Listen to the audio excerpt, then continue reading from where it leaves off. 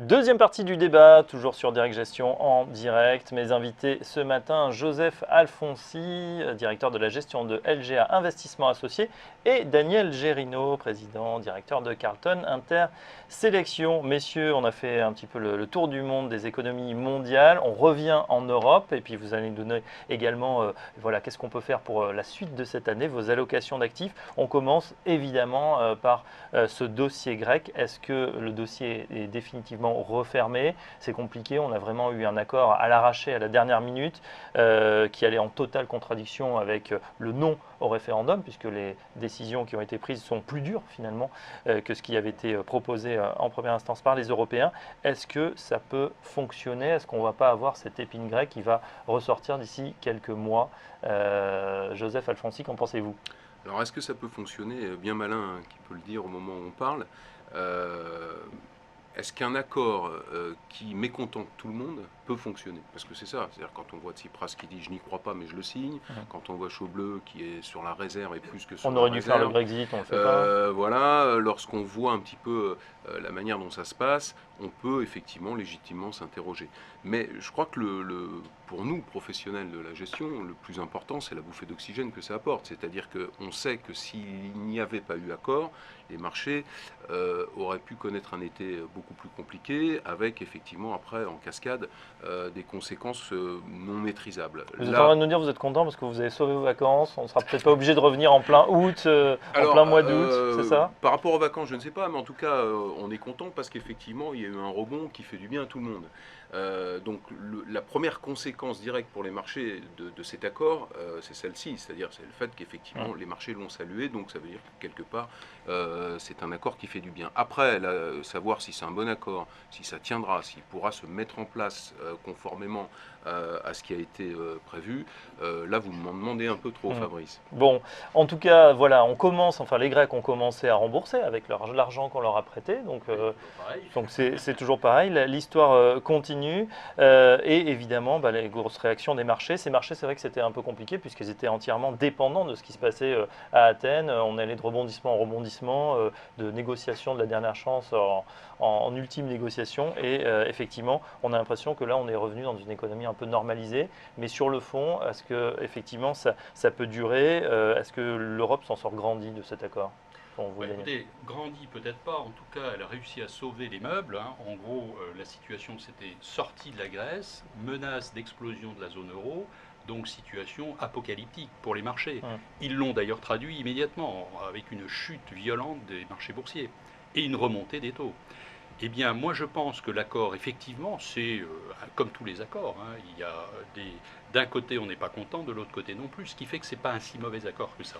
Simplement dans la situation actuelle, si on reste tel qu'on est là, ça débouchera sur une catastrophe, c'est évident.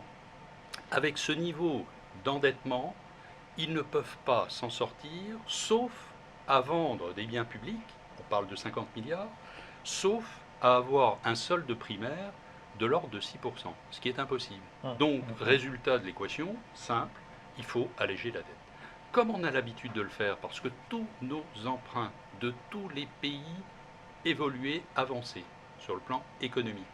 Tous les emprunts sont des emprunts in fine. C'est le même système que la Grèce, c'est-à-dire on repousse toujours à plus tard le remboursement. On ne rembourse de la jamais le dette. capital. Et on rembourse la dette avec une nouvelle dette. Les Grecs, on va leur imposer le même système. Draghi l'a dit, il va y avoir un réaménagement de la dette. Christine Lagarde, fort justement, a dit de toute façon, dans la situation actuelle, moi je ne viendrai pas au troisième round. Sauf à ce que vous envisagiez de réduire cette dette ou de l'aménager. Sinon, ça ne sert à rien. On va monter à 200% de ratio dette sur PIB. Déjà, à ce niveau-là, c'est de la folie furieuse. 317 milliards de dettes pour un pays de 10 900 000 habitants, avec un PIB de l'ordre de 230 milliards. Ça fait beaucoup. D'autant que la Grèce n'a pas un excellent track record, un historique de remboursement de sa dette. Dans l'histoire, elle a souvent fait défaut. Je prends le cas, si on remonte à 596 avant Jésus-Christ, la dette grecque a été totalement rayée par Solon, qui avait repris les rênes de l'économie grecque de l'époque avec une remise en place d'une nouvelle monnaie. Il considérait qu'il fallait détruire la dette et qu'il fallait donner confiance dans la monnaie en recréant une nouvelle monnaie. Donc ils sont habitués au fait. Il y a, dans l'histoire, je crois qu'il y a un emprunt sur 2 qui n'a pas été remboursé. Situation classique. On est responsable aussi, puisque l'Europe a prêté. La Grèce est rentrée dans la zone euro en 2001 au lieu de 99. Donc il y a eu quand même 2 ans d'analyse. Et en 2004, lorsque les inspecteurs de la zone euro ont audité les comptes, ils se sont aperçus de la supercherie, entre guillemets, des comptes grecs. Donc on est un peu responsable également. Bon, donc on verra sur cette scène politique, plus que financière d'ailleurs, comment ça va se passer.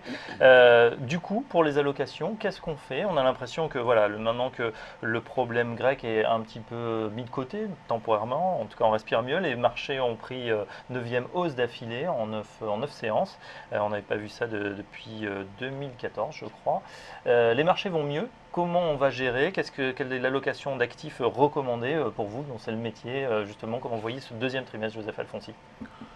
L'hypothèque, c'était la Grèce. C'est-à-dire qu'effectivement, comme on le disait à l'instant, en cas de non-accord et éventuellement de Grexit derrière, on entrait en terre inconnue. Là, on ne savait pas, personne n'avait la capacité d'anticiper ce qui pouvait se passer, puisqu'on n'avait pas de référent, on n'avait pas d'antécédent. Donc, on a effectivement levé cette hypothèque. Aujourd'hui, l'accord, il sera mis en œuvre et on verra au fur et à mesure dans quelles conditions. En attendant, les fondamentaux peuvent reprendre le dessus, revenir sur le devant de la scène financière.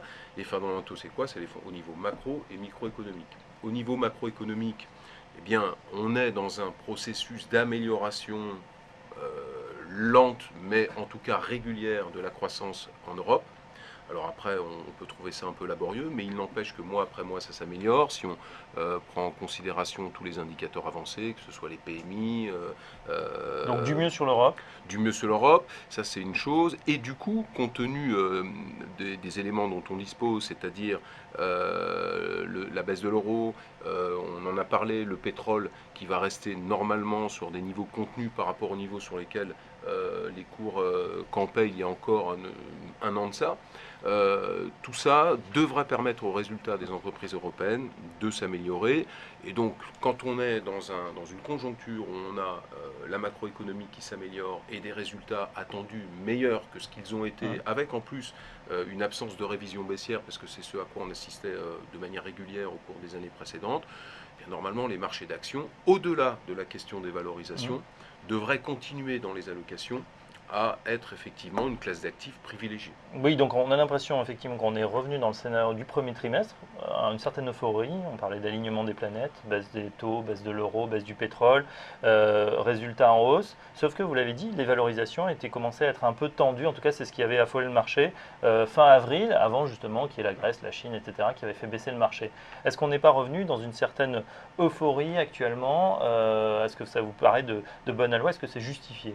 Oui, moi je pense que c'est justifié. On a repris en fait tout cet événement grec, on l'a effacé et on revient sur la tendance naturelle. Moi je pense que le marché action va continuer à progresser. On pourrait atteindre 5004 à la fin de l'année, donc une assez forte progression.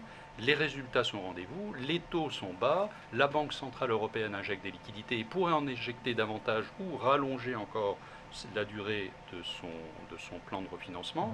Donc on est dans des configurations extrêmement positives. Le pétrole va baisser, les matières premières agricoles, sauf si El Niño se concrétise, devraient rester à des niveaux extrêmement bas, ça crée du pouvoir d'achat. On a de la formation brute de capital en Europe qui commence à se mettre en place, des crédits qui se mettent en place au niveau européen. Ce qu'il faut surveiller, c'est la formation brute de capital aux États-Unis, qui elle est un petit peu en panne. Expliquez-nous la formation brute de capital pour ceux qui n'ont rien. L'investissement dans les entreprises n'est pas assez fort. Voilà, il n'est pas assez fort et on voit que ce qui tient la croissance économique américaine l'an passé, c'était essentiellement les énergies et notamment toute cette économie sur le pétrole de schiste. Aujourd'hui, c'est la consommation qui est plutôt pas mal. On a également toute la partie construction qui repart plutôt fortement. Et ça, c'est une chose extrêmement intéressante. C'est important, le secteur de la construction.